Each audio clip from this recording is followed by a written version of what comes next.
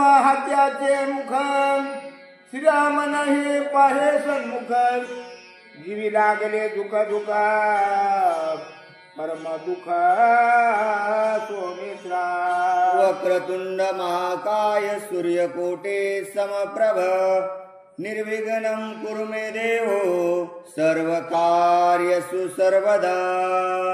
भावार्थ रामायणामधील चालत असलेला हा आजचा अध्यायामधील उर्वरित कथा या ठिकाणी सुरुवात आहे.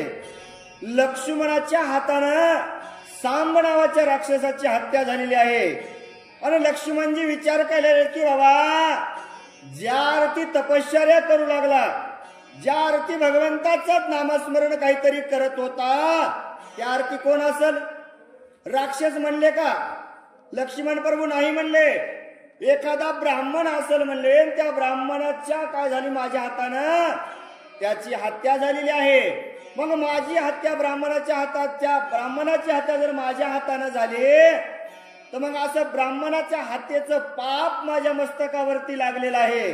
आणि हे असं जर मुख, हे असं जर तोंड मी त्यांच्या समोर गेलो, रामप्रभू पाहतील का? सैन होईल का रामप्रभूला? सैन होणार नाही रामप्रभूला.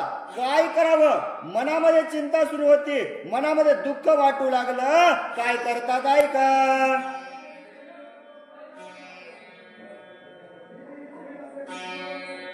करिता श्रीराम नाम स्मरण कोटी दोषा होय गहना त्याशी झाल्या शरण त्या ओ राम नामाचं स्मरण करू लागले. काय होईल म्हणले रामनामाच्या स्मरणानं? अहो हत्या केलेलं पाप निघून जाईल ना. राम नामाचं जर स्मरण केलं तर आपल्या मागचे विघ्न दूर होतात. म्हणून त्या भगवंताचं रामप्रभूचं नामस्मरण करू लागले. का? कारण भगवंताला गुरु मानलं होतं ना रामप्रभूला लक्ष्मण राजानं. आणि शरण आलो तुम्हा बाबा, तुमच्या मी शरण आलोय बाबा, माझ्याच्यानं काय चूक झाली असेल. मग असं तोंड घेऊन त्यांच्या पुढे जाणं शक्य नाही. म्हणून त्यांचं नामस्मरण करू लागले. आणि नामस्मरण केल्यानंतर काय होतं ऐका. मुखी श्रीराम नाम व्रते हृदय श्रीरामाची मूर्ती पावला पावली श्रीरामाची दोष निवृत्ते श्रीरामे. मुखामध्ये रामप्रभूचं नाव आहे. काय करायचे? हत्या तर झालीच नाही ना, तरीही वाटायले पाप झालं. आणि आपण पाप करून भगवंताचं नाव घेत नाहीत. पण लक्ष्मणानं मुखामध्ये भगवंताचं नाम घ्यायलेत. मनामध्ये भगवंत आहेत, हृदयामध्ये भगवंत आहेत. आणि असं असताना त्या ठिकाणी लक्ष्मणजी रामप्रभूचं नामस्मरण करू लागले. श्रीराम सिती पावलं पडे केले समाधी सुख गाढे पराचित झाले बापुडे श्रीरामाकडे पाहताते. बापुडे पराचित झाले म्हणले का? पावला पावलाला रामप्रभूचं नाव होतं. मुखामध्ये त्या भगवंताचं नामस्मरण असल्यावर दुःख राहणारच नाही ना. मग आपल्या पाठीमागचं दुःख निघून जाईल आणि रामप्रभूनं पाहिल्याबरोबर सगळे संकट दूर होतील ना. मग हे हत्या केलेलं पापही निघून जाईल. लक्ष्मणजी विचार करू लागले. त्या भय श्रीराम केते गण धरवण्या केते उसावया प्राचिताचे आला निचेते तो मित्र. पुसायचं विचारायचे काय झालं असेल. मनामध्ये चिंता होती की मी हत्या झाली माझ्या हातानं, रामप्रभूच्या पुढे कसं यावं, नाही आलं तर दोष लागल, मग काहीतरी विचारावं लागल. म्हणून त्या ठिकाणी लक्ष्मणजी आलेले आहेत. काय विचारतात ऐका. श्रीराम सीता पुषी आपण श्री वाचून लक्ष्मण दिसत अति उद्विग्न दिनवदन आभासे. सीता मातेनं पाहिलं लक्ष्मणजीकड, न सांगता कळो येते. तुकाराम महाराज म्हणले ना, सांगायची गरज नाही आम्हाला. काय होतं? अहो पाहिल्याच कळतं. आणि सीता माता म्हणू लागल्या लक्ष्मणाजीवर काहीतरी संकट दिसायलंय. का? चेहरा मूर्छित झालेला दिसू लागला, सुकलेला चेहरा दिसू लागला आणि काहीतरी लक्ष्मणजीला संकटच आलेला असावं. सीता माता विचार करू लागल्या. राम म्हणे सीते परते तो मित्र नव्हे विषयाचे दिशे नूतन खड्गाची प्राप्ते काही वना प्रते प्रवर्तले. रामप्रभूने सीतेला सांगायला सुरुवात केलं, सीता अगं लक्ष्मण नाही ग तसा. तुला वाटत असेल त्याला काहीतरी दुःख व्हायलंय वनवासात आल्याच्या नंतर इकडं पंचवटीला. नाही ग त्याला ते दुःख नाहीये. काहीतरी वनामध्ये गेला, काहीतरी खरगाचा घात झालेला आहे, खरग शस्त्र हातामध्ये आला असेल की काय. माझा सौमित्र माझा लक्ष्मण तसा नाहीये आणि तो सामर्थ्यवान लक्ष्मण आहे. त्याला कशाचीच शंका येणार नाही. पत्नीची आठवण नाही काढणार ग सीते.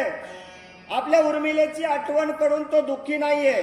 काहीतरी त्याच्याकडे संकट आला असल म्हणून तो दुःखी असल. रामप्रभू बोलू लागले. तव लक्ष्मण येऊन पद साटांग घातले लोटांगणा दोष घडला ती संपूर्ण कृपा पर करावे. भगवंत रामप्रभूचं आणि सीता मातेचं बोलणं चालू होतं आणि तेवढ्या वेळामध्ये लक्ष्मणजी आले आणि काय केलं विचारलं भावाला. नाही अहो गुरु मानलेलं रामप्रभूला साष्टांग दंडवत घातलं आणि काय झालं. अहो अपराध झालता आपल्या हातून. तो अपराध झालेला आता त्या ठिकाणी लक्ष्मण प्रभू काय सांगतात ऐका. जय जया जय श्री रघुनाथा अनाथ बंधो दीननाथा कृपा करिगा भगवंता माझ्या रक्षिता आन नाही. अरे भगवंता माझ्यावरती कृपा करावी. दिनाचे दयाळ आहेत, अनाथाचे नाथ आहेत. भगवंता तुम्ही सर्वस्व असणारे राम प्रभू तुम्ही काय करा माझ्यावरती. भगवंता तुम्ही दया करावी. लक्ष्मणजी नवनी करू लागले. तळी धरत्री पाता वरी आकाश निहाळीता दाही दिशा धुंडोळीता माझ्या रघुनाथान नाही.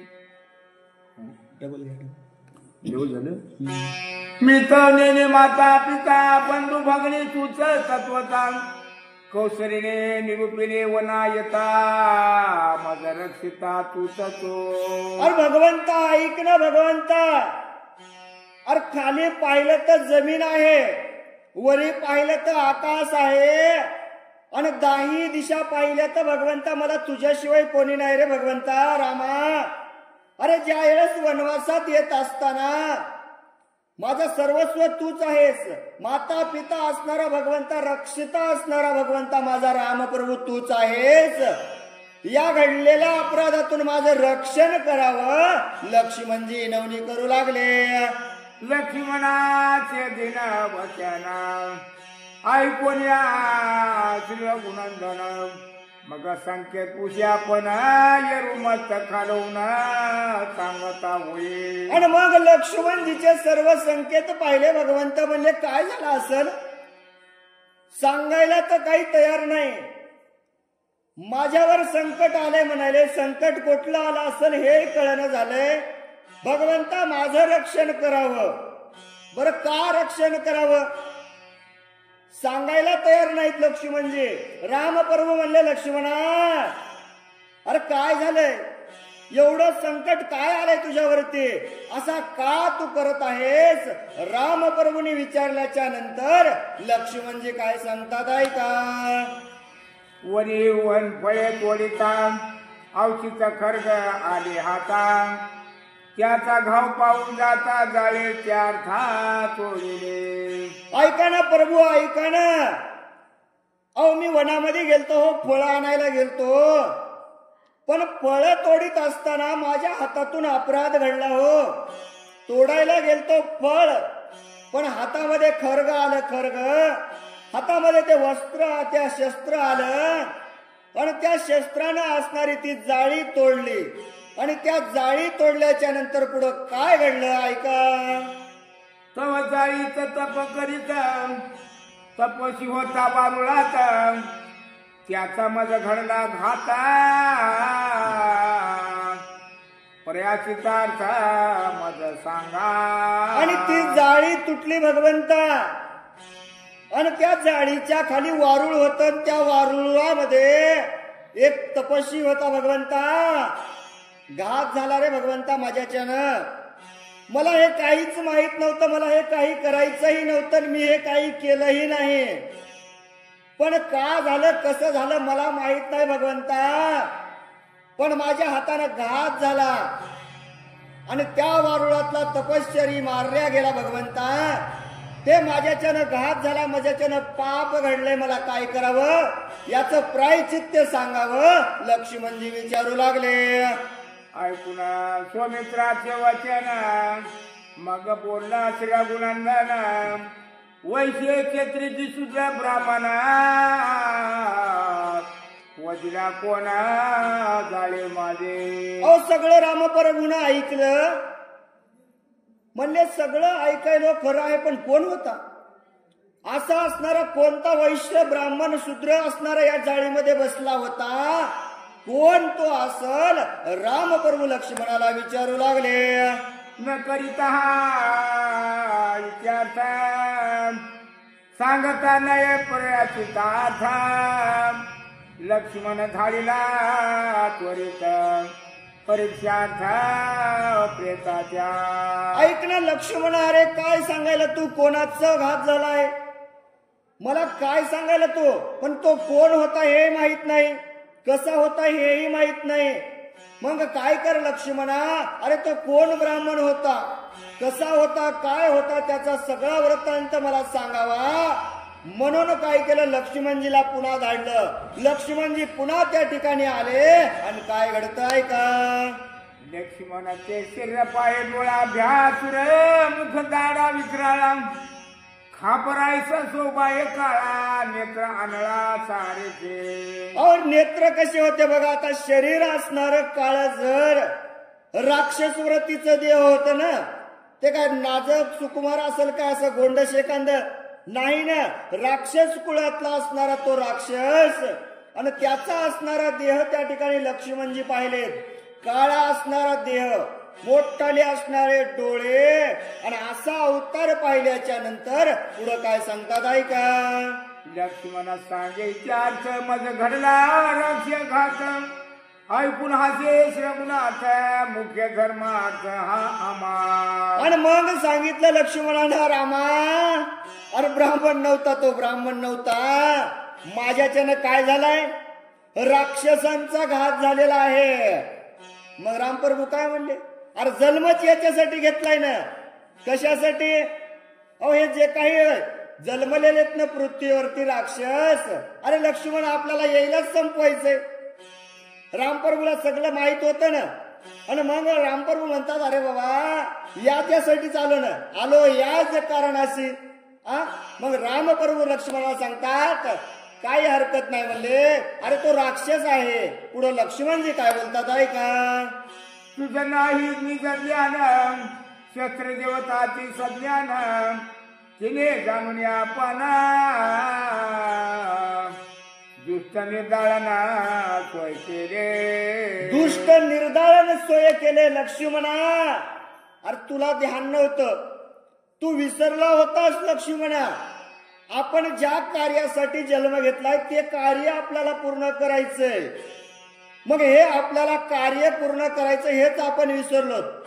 जन्म घेतला भगवंता तुझं नामस्मरण करण्यासाठी आणि काय केलं, विसरूनच गेलोत ना, देवालाच विसरलोत आपण लक्ष्मणा. तसा तुला विसर पडला, पण त्या शस्त्र देवतेला विसर पडला नव्हता भगवान रामा लक्ष्मणा. त्याला माहित होतं तुला काय करायचं, इथं काय करणार आहेस तू. म्हणून त्या शास्त्र देवतेला माहित होतं आणि तिनं तिचं काम केलेलं आहे. रामप्रभू बोलू लागले. तो जरी सावध असता तरी करिता तुझ्या घाता तुझं प्रसन्न क्षेत्र देवता ना झुंजता निर्जाळीला. अरे बा तुला प्रसन्न आहे शस्त्र देवता. तू जरी सावध नसला, जरी तुझ्याच्यानं घात झाला नसला, तरी त्या शस्त्र देवतेनं काय केलेलं आहे, तिचं काम केलेलं आहे. तुझ्या हातून जे होणारं कार्य आहे ते शस्त्र देवतेनं केलेलं आहे, हे काही पाप झालेलं नाही आणि तुला काही दोष लागणार नाही. रामप्रभू सांगू लागले, राख्यात बळी होता दुर्धर तपी क्षेत्र प्राप्त्यार्थ दुष्टावरी शिवमुनी क्षेत्र देवता त्याच्या घाता तिने केले. अहो तो काय राक्षस चांगला होता का अन्नदान करणारा होता का पुण्य करणारा होता? नव्हता ना. मग ज्याचं जसं कर्म त्याला तसं फळ मिळतं. मग राम सांगू लागले, लक्ष्मणा अरे चिंता करण्याची गरजच नाही ना. शास्त्र त्या देवतेनं काय केलं, त्याला फळ दिलं ना, त्याचा काळ चालता ना. मग काळ आलता, त्याला जायचं होतं लक्ष्मणा आणि मग तो त्याच टायमाला गेला. याचं पाप नाही लागणार. तो काही शास्त्र पुण्यवान करणारा नव्हता, तपश्चर्या करीत काय चांगल्या कामासाठी करीत नव्हता. लक्ष्मणा जे झालं ते चांगलंच झालंय. रामप्रभू त्या ठिकाणी बोलू लागले, तपस्व्याच्या केले घाता दोष बैसना माझे माथा आयसे न म्हणावे तत्वता दोष सर्वता न मानावा. दोष सर्वता न मानावा. रामप्रभू सांगायलेत, लक्ष्मणा तुला असं वाटत असेल की तो तपश्चर्या करू लागला आणि माझ्याच्यानं त्याचा वध झाला, त्याचं असणारं पाप माझ्या डोक्यावरती बसलं. हे असं नाही लक्ष्मणा. आपण या ठिकाणी हेच काम करण्यासाठी आलेलो आहोत. याचा दोष तू मानून घेऊ नको. हे कर्म तुझ्या हातानं झालेलं आहे ना, हे कर्म होणारच होतं ना. टळणार होतं का? बोलिले वाल्मिक तैसेची करीन. लक्ष्मणा हे होणारच होतं, याचा तू दोष मानू नको. जे काही झालेलं आहे ते चांगलंच झालेलं आहे.